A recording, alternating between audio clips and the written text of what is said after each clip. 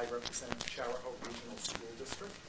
And I have been asked here tonight to answer certain questions in terms of the qualifications of one of the former members of the Chariho Regional School Committee to serve as a member of the school committee. The issue before us is whether or not Mr. Felkner continues to be qualified to serve as a member of the committee. And it's kind of appropriate at this time of year that, frankly, that we're talking about this, because we all know at a national level we've elected a member of the U.S. Senate to be president. And I think everyone would agree that Barack Obama can't be in the United States Senate and president at the same time. Now, Barack Obama has made the decision to resign from the Senate early, but the fact is, as a matter of law, the minute that he raised his hand on January 20th to be sworn in as the President of the United States, he could no longer be the U.S. Senator from the state of Illinois, even though the people of Illinois in 2004 voted for him. Now, the question before this committee involved the election of a former member of this committee to the Hopkinton Town Council. And it's my understanding that yesterday Mr. Felkner was sworn in as a member of the Town Council. Now, the first place to look is at the Chariho Act. And as an aside, I am pleased to inform you that the revision and the review of the Chariho Act has been completed. I forwarded it to Mr. Ritchie today, and I'm sure that he will be disseminating it to you in the near future. The Chariho Act says in the event, and I'm looking at section 10(1)(a) of the Chariho Act, says in the event of any vacancy by death, resignation, or incapacity to serve of any term of any member of said regional school committee, the town council of the member town in which the vacancy occurs shall fill the vacancy by election by a majority vote of the town council of said town for the unexpired term of the member whose office is thus vacated. Again, let's go back. It talks about death, resignation, or incapacity. The issue before the school committee tonight is Mr. Felkner's capacity to serve as a member of this committee, having been elected to the town council. That's all that the Chariho Act talks about in terms of membership on the Chariho School Committee in terms of qualifications. The next place, therefore, to look is the Hopkinton Town Charter. And there are two provisions of the Hopkinton Town Charter that are applicable. The first section is section 2130. And section 2130 defines who are elected officials in the town of Hopkinton. And it states town council members, school committee members, town clerk, moderator, town sergeant, director of public welfare, district moderators, and district clerks will be elected. The second provision that is relevant is section 1240, which is entitled multiple office holding. That section has 3 sentences, and I will read them one at a time. First sentence, no, and I underline the word no, elected member of the town government shall hold more than one elective or position in the town government at the same time. It's the first sentence.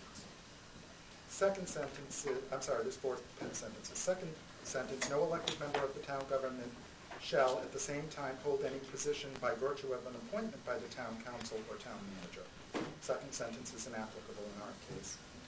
Third sentence, appointed members of town government may hold more than one appointed position if the town council fails to find and appoint any other town elector to the vacant position, which is not applicable here. And the final sentence is, membership on boards or commissions that act as representation of the town of Hopkinton in regards to the school district shall not disallow that elector from serving on another board, committee, or commission in town government. So we have 2 sentences. One that says no elected member of the town government shall hold more than one elective or position in the town government, and we have the other section that says membership or boards on boards or commissions that act as representation of the town of Hopkinton in regards to the school district shall not disallow that elector from serving on another board. The question is, how do we read these? There are some people who want to focus on just the first sentence. There are some people who want to focus on just the last sentence. What we have to do is focus on both sentences. And is it possible to satisfy both sentences? The answer to that question is found by going back to the Chariho Act. The Chariho Act in Section 12 talks about a finance committee and a building committee. And the finance committee and the building committee have appointed representatives from the town councils. So you can read the two sentences consistently in that someone can be a town council member and they can also be an appointed member of the building committee or finance committee, but they cannot hold two elected offices under the Town of Hopkinton Town Charter. In addition to that, I did some further research. Rhode Island, like the federal government, recognizes what's known as the doctrine of incompatibility. And I talked at the very beginning of this presentation about Barack Obama. It is incompatible for Barack Obama to be the U.S. Senator from Illinois and to be the president simultaneously. Rhode Island recognizes the doctrine of incompatibility. Indeed, they've recognized it since 1887.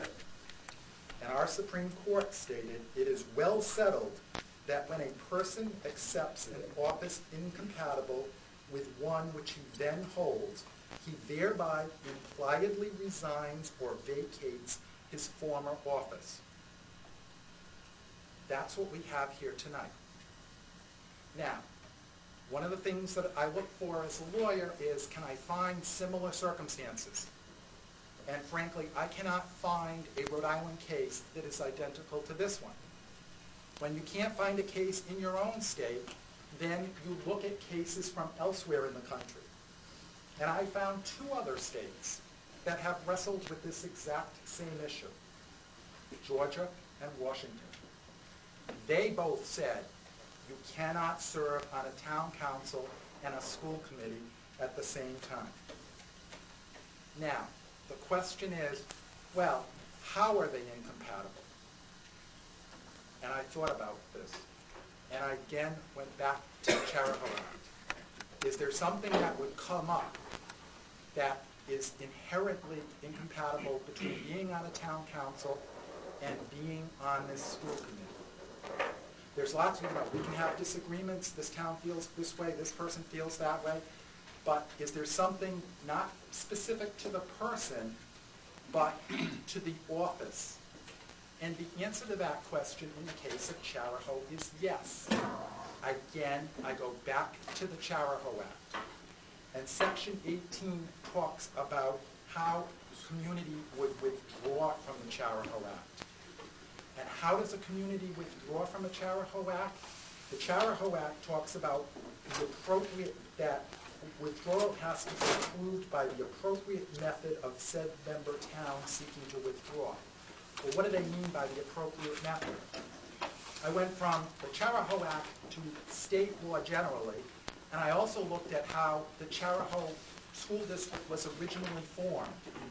It was originally formed by the electorate. Well, as a council member,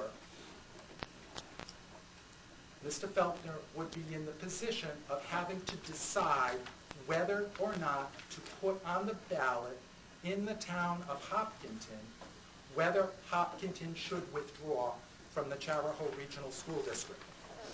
It is incompatible, having nothing to do, and it's not directed at as a person. It's the fact that someone could, on the town council, put forward a question